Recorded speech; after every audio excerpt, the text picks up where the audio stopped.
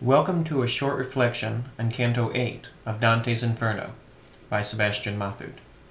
Only 3 boatmen exist in all of Dante's cosmos. Charon, whom we met crossing Acheron into the second circle. Phlegyas, whom we meet here ferrying souls into Hell's capital city. And the angel boatman, who ferries souls who died in a state of grace from the mouth of the Tiber to the shore of the island on which Mount Purgatory stands.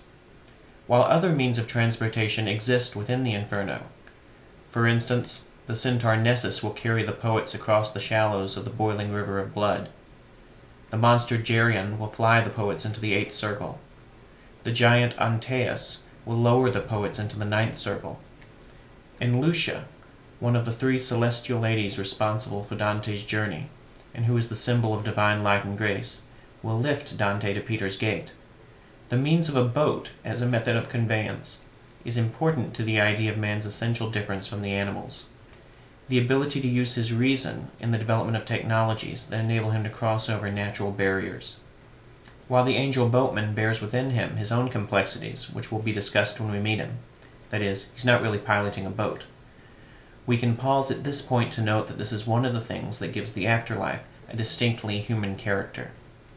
Dante has twice before intimated his political position, once in the placement of Pope Celestin V in the vestibule of Hell, for it was Celestin's abdication of the papacy that opened the door for one of Dante's worst political enemies, Pope Boniface VIII, to enter power, and again in the prophecy of Ciacco that the Black Guelphs, supported by Boniface, would gain ascendancy in Florence. Here in Styx, Dante directly confronts an actual political enemy, and his verbal attack on Filippo Argenti is of interest to us in light of the pity Argenti seeks when he identifies himself merely as one who weeps. To this point, Dante has leaned in the direction of pity. After all, the sins of lust, gluttony, and avarice are pitiable because of their collective nature as an excess of love for created things. Wrath, though, is the first of the trinity of deadly sins, whose collective nature is a defect of love for created things, and it is clustered in that way with envy and pride, which are treated in lower hell. Defects in love are less pitiable than excesses in love that simply miss their true mark. It's here, in confrontation with Argenti, then, that Dante finally realizes that pity has no place in hell, though this doesn't keep him from performing acts of compassion later on, like the gathering of the leaves and limbs of a suicide who gets mangled in the 7th circle. And it is for this realization that Virgil embraces him and says, "Blessed be she who bore you." Dante leaves Argenti with the expressed wish that he be allowed to see the soul scrubbed down into the swill. And when his wish comes true, he thinks no more about Argenti, nor does he have time to do so, for the poets are within reach of the city and are soon kicked out of the skiff by Phlegyas. The city, they find, is a fortress, and within it are infernal spires, which Dante describes as mosques, marking Hell's capital as Islamic in character. And indeed it is in Dante's view, since it contains in its 8th circle the principal schismatics of that faith, Muhammad the Prophet and his cousin Ali. Of course, there is room to challenge this assertion, as we've already met one Muslim in the person of Saladin, whom Dante preferred to think of as a pagan philosopher instead of as a schismatic. The reason for this has to do with the politics of the time, and in the years following 1308, Islam remained a primary enemy of Christendom.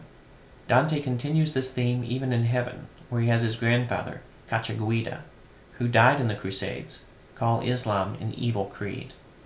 It's enough for us at this point to understand the city of Dis, within which the rest of hell is contained, as a major division point from the sins of incontinence, which are bestial in nature, to the sins of violence and fraud, which are human in nature.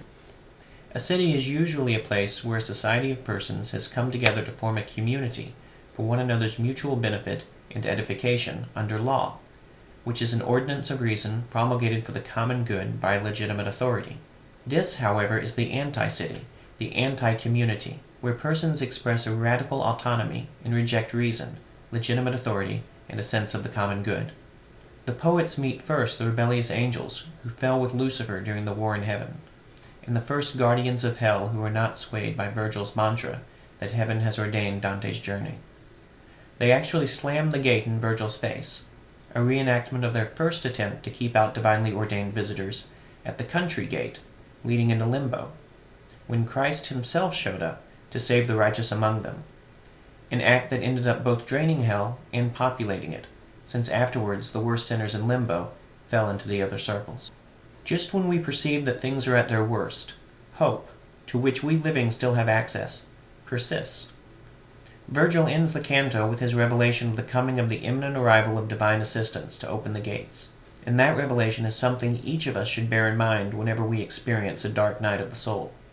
Virgil, as human reason, stands alone against the gates of hell, but he cannot prevail over them without God's help.